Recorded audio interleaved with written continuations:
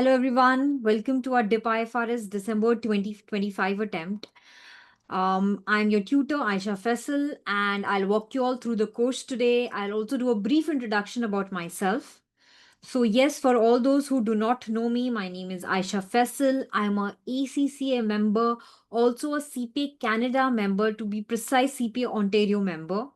I'm in the teaching industry for about 10 years now, but been doing IFRS training for 7 years now, consistently every quarter, except the maternity break for 1 quarter that I took.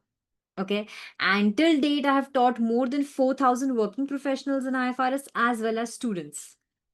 And my corporate exposure spans for about 5 years, where I started with Watley Boy and Purohit, BNP in Mumbai, and after which I joined KPMG as a senior analyst, and then moved into the consultancy role.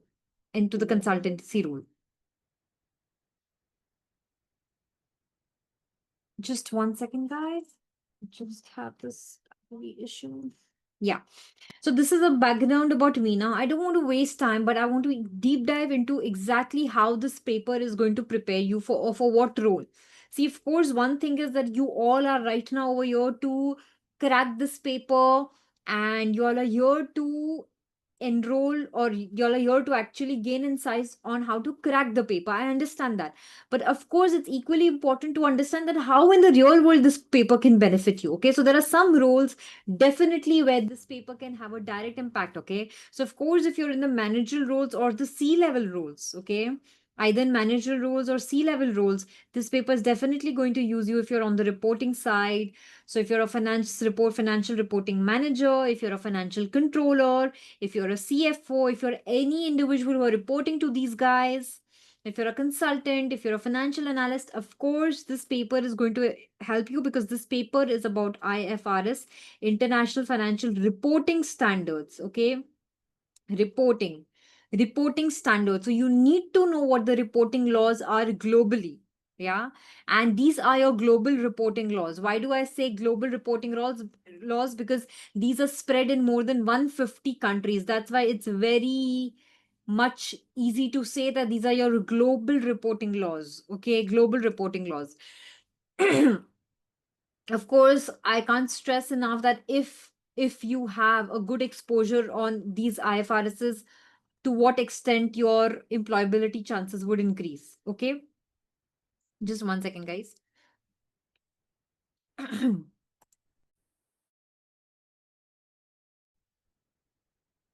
So yeah, I was mentioning that I can't stress enough that if you all are going to enroll in this course, then of course, because you all are learning global standards, your employability chances increases to a great extent.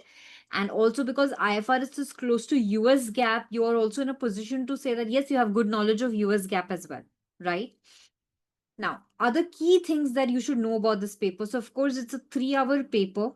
It's a 3-hour paper. It's a 100-mark paper, and the pass marks are 50 marks. The pass marks are 50 marks. Okay. And how is the paper structure going to be like for you? So the first question is your groups question, which is a 25-mark question. A groups question could be consolidation of P&L, consolidation of balance sheet, anything.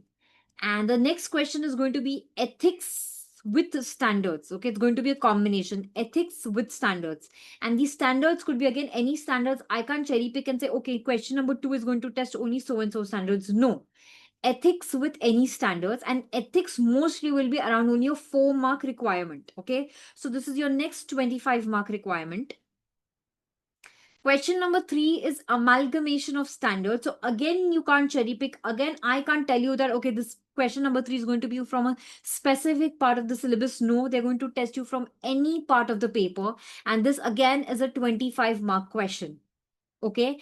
And lastly, again, your question number 4 is around amalgamation of standards. So again, it could be any part of the syllabus, but these questions will have bits, they'll have requirements which are going to be further broken down.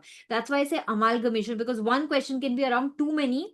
Question number 3 could be around easily around 3 to 4 standards as well. Same goes for my question 4. Okay. So this is how overall your paper pattern of DipIFRS is going to be like. Now, what do you expect? What do you expect? Because see, one is some students probably who have already done FR, have done FR and are going to do DipIFRs need to know this. And let's say students who have not done FR. FR is a financial reporting paper of ACCA. So I'll just tell you all the placing. So in your entire ACCA journey, IFRS is introduced first at the FA level, which is knowledge level paper. Then it's introduced at the skill level paper, which is financial reporting. And then there is a third level, which is your DipIFRS. And DipIFRS is independent of the other ACCA papers. Okay. DipIFRS is a diploma independent. Then you have finally after that your SBI strategic business reporting. Okay, so that's above DipIFRS. That's even more greater knowledge. Okay, but some people here could have done FR and come. So y'all probably have a thinking that okay, FR and DipIFRS that way would be to great extent a same or could be very different. So yeah, that's correct. They could be there is a lot of similarity, but there is, of course, the difference as well, right? So I just want to highlight upon that similarity and dissimilarity both. So from the knowledge perspective, you're good. I can say there is a, 70 to 80% common area between DipIFRS and FR, financial reporting, common. 70 to 80% is common.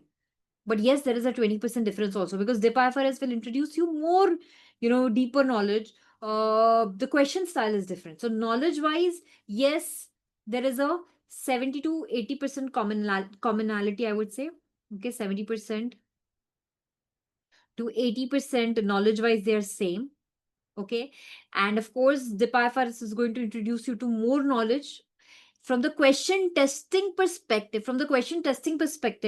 In FR, the way y'all were tested was different. Okay, y'all were just doing number crunching.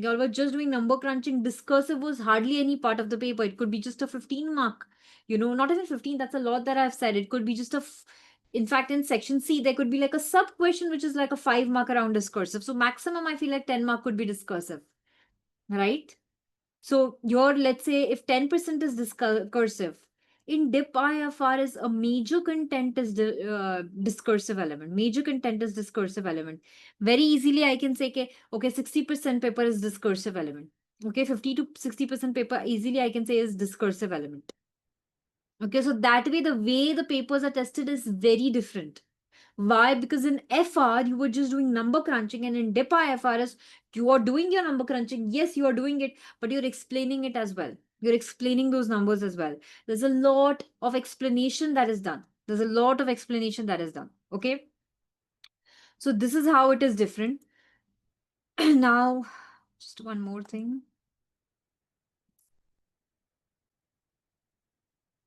So what do you expect from a course method? How do you expect this content to be delivered? Okay. So one, you need to understand that we are using blend model. Okay. There's a concept that we're using of blend model where we'll have 6 live sessions and you will have access to pre-recorded material, which means if the live sessions are not happening, don't you have access to the course? Not at all. From day 0, you have entire access to the course, entire access, every topic, all the questions also, in fact. What will still happen during the live sessions is that you will have a doubt sessions. I'm going to cater doubt session. So you will have a doubt session prior to exam. Okay, and I'm going to cater such 6 sessions prior to exam. Okay, so that is something that you're going to have. Then you will have timelines for video lecture. See, it's not that you have been given the pre-recorded content and you are free by all means to do whatever you want to do right now, whenever you want to do. No, of course, to a certain extent, you're free because nobody is holding your hand. But there is a very strict planner that's been shared with you from day one. You exactly know what to watch which week. You know what important content is needed to be done. Okay, needed to be done in the first week, in the second week, in the third week, and so on and so on. So that way, timelines for the video lecture you have to follow. The next is the approach. The approach at VIFHE is very much exam oriented. Okay, the approach at VIFHE is very much exam oriented. Why? because the questions that I'll drill, okay, the questions that I'll drill, you'll have good 14 to 16 questions, which are your past paper questions only straight away, straight away. So while demonstrating, I'm not maybe using the DipIFRS exact question. It could be a FR style question, the brought forward knowledge question, because that's just demonstration. But to help you understand how the exam question needs to be cracked, good 14 to 16 past paper questions I've cracked. Past paper questions I've cracked. When will you be in a position to do these? When you finish watching the entire course, then you're in a position to do those questions. Then you're in a position to do those questions, okay? Then, of course, you have my concise notes and checklist. So you will have concise notes as to once you're done with the standard watching, how do you guys still retain it? See, because if you are watching good 2 hours session, 3 hours of content watching you're doing, you can't expect that, okay, you're going to revise that session again for next 2 hours. For I mean, again, like let's say after 3 days you've forgotten the content, or 1 week you've forgotten the content. You can't again invest that kind of time and rewatch that session. Of course, that will make no sense absolutely whatsoever. So the way you should retain that knowledge is that you have to have cheat sheets with you. Okay, so just in case anyone who's going to do your own self study also should form your own cheat sheets. And what do I mean by cheat sheets is these are your bird eye view notes, which means let's say I-16 is spread over 10 pages. Should you revise 10 pages on every alternate day or something of that sort? Absolutely no. You should not go and rewatch, or reread those 10 pages. Not at all. You should have those concise notes on just one page. You should have those concise notes just on one page. Okay, and you should be in a position to just read or revise that like for 4 minutes or 5 minutes to start with, and then it will decrease to 3 minutes, 2 minutes. Your revision time will just keep coming down. It will just keep coming down. So that is the kind of revision you should do, rather than revising 10 pages or entire 2 hour session. Not at all wise. Okay, and question checklist, of course, you have to make sure once you're done with the entire course, you finish those 14 to 16 questions. And beyond that, do the mock practice, do the past paper question practice, anything that is latest released by ACCA body, please practice all that. Okay. There'll be one mock which will be checked and given by the VIFHE team itself. So the checking team itself. So yes, there is one mock that you will be doing, and you will get it corrected with feedback. You'll get it corrected with feedback. So this is one important thing that you should do, because so many times you wouldn't know where you're standing till you don't attempt a mock. Once you attempt a mock is only where you know where you're precisely standing. Okay. Then, of course, you have a grand revision session also. So this is going to be a combined session with the other batches. So there's going to be FR batch. So the entire FR brought forward knowledge is still 100% a copy paste in your DipIFR. So you all will be allowed to attend that grand revision session as well. Okay, which will be a revision of a lot many standard, including the most complex consolidation as well. I will revise that as well. So yeah, this is all that we're going to do. This is all that we're going to do. And I just want you all to have a glance to how the cheat sheet is going to look like. How the cheat sheet is going to look like. So you can see the cheat sheet is right in front of me. And this is my I-16 cheat sheet, which very easily this chapter could be spread to 10-15 pages with the numericals, with detailed explanation.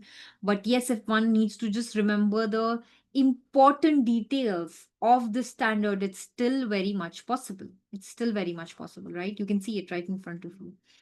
That all the important information to retain this chapter is just on this one sheet. Is just on this one sheet. Okay. And yeah, just once again, a quick recap of how we're going to teach at VIFHE. So you have, like I said, recorded sessions. I already mentioned that you have recorded sessions. Then you have your live sessions. Then you have your e-notes. Your performance is going to get tracked. So that's a motivation for you that how much of the sessions you're watching, completing. You have mock exam. Okay. And you have grand revision as well. So all this is getting tracked through gamification model, where you also get some points. And how do you make use of these points is that you will be able to get a discount percentage if, let's say, you are enrolling into any of the ACCA papers. Let's say after DipIFRs you're interested in doing ACCA papers, then that discount percentage can be availed for that. Okay. So yeah, this is all that you have to, take care of. I just want to take you all through the DipIFRS course as well. This is not exactly how your screen would look like. This is the tutor's screen. But of course, you'll have the same content, like you'll be in a position to watch the free demo, learn about VIFHE. So what do we have here at VIFHE? You can learn about all that. Then my download material. Okay, my download material will be put up here. Then IS 16, what is the content in IS 16? All of that. Then IS 36, the content of IS 36, you have to do the content watching, the question practice. Okay, these question practice that you see, they are for demonstration purposes.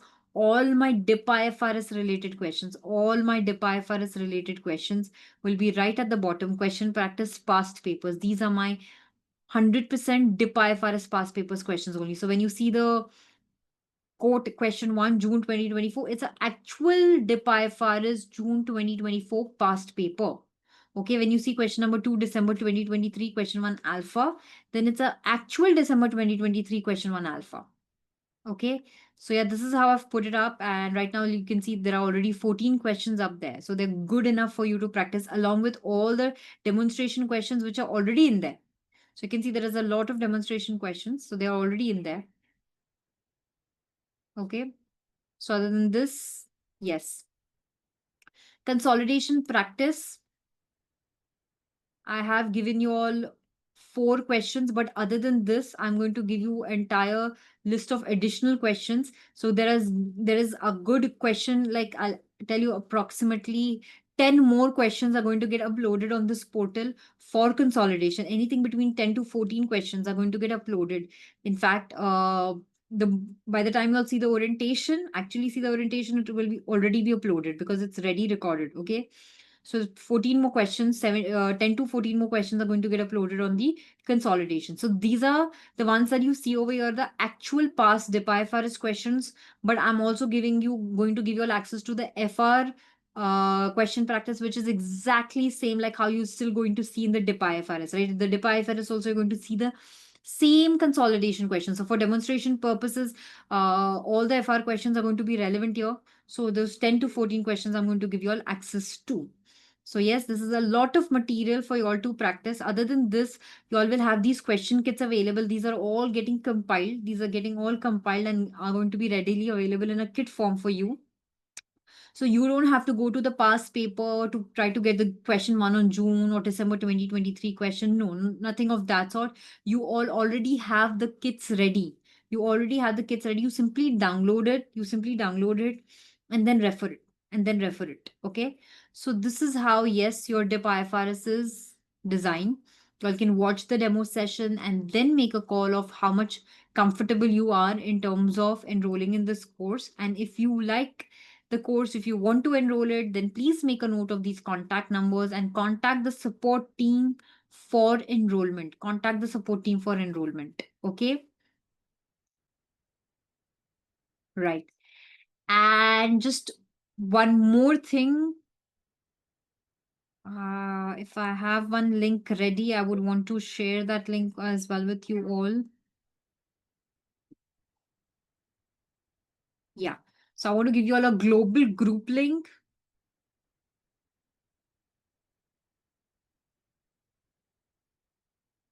I want to give you all a global group link. Please take this global group link. Y'all can take a screenshot or something and go to this global group link. This is the DipIFRS link where you all will be given support for free and exchange of knowledge will take place for free. And this will also be shared in the description. So you all can take it from there as well. And yeah, by all means, looking forward to help you guys crack the December 2025 attempt for DipIFRS. Thank you.